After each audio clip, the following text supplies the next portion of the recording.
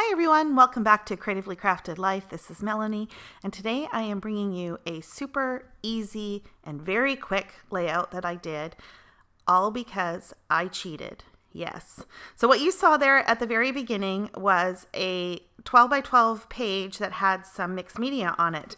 And if you had seen my video about me attending the Scrap Gals retreat, when I was there, I had the opportunity to meet Paige Evans, and she was selling some of her stuff, and included in her stuff were some pre-made mixed media pages. And I thought, why not? This would be, a great opportunity. So I took the page. I didn't like it as a full 12 by 12, but I thought if I cut it in half, I could use it as an element on this page that I'm putting together. So the photo is of my parents, and they're both wearing blue, and it's at their home, and they've got like a cedar fence in the background. And I found that cardstock, the floral cardstock, it matched perfectly with that with the photo, so I knew that that was what I wanted to have on the top. And then the mixed media piece just pulled out some of that lighter blue in the colored cardstock. It just worked out just really, really well. So I didn't want to use the full piece of pattern paper because it's so pretty, so I did cut it in half, and I used another 12 by 12 piece of cardstock to act as a template so that I could get a full sheet, and then I just glued the mixed media sheet onto the pattern paper so that I would have a full 12 by 12. I find whenever I meet or join two pieces of paper, that seam, I always like it if I put some sort of strip or border across it. To me, that just connects it or makes it, like finishes it off, I guess is what I'm trying to say.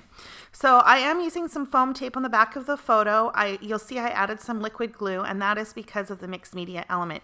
You'll see here too, I had glued this down, but it didn't adhere properly, and that's because the mixed media adds some dimension, and you just need a little bit of extra glue in order to make sure that that adheres well. So the same with the photo, the foam tape, I just added a little bit more adhesive to the background, or back on top of the foam, so that it would have some good adhesion. Now, the title is very simple. It's just my favorite people, and I am using the white to tie in the white from the mixed media. Plus, it is legible against the very busy pattern paper. And you'll notice here that I don't do much more embellishing. It really is that simple. Two pieces, well, I guess really technically three pieces of cardstock, the mixed media, the floral print, and then the navy blue that I used for the border. And these puffy stickers from Felicity Jane, and then I use a white gel pen for my journaling here shortly. And the reason why I did that is the mixed media already adds a lot of texture and is an element in and of itself. And the pattern paper I'm using has a copper foil accent on it. So it's quite busy, and it's not just with the foiling, but also with the print itself.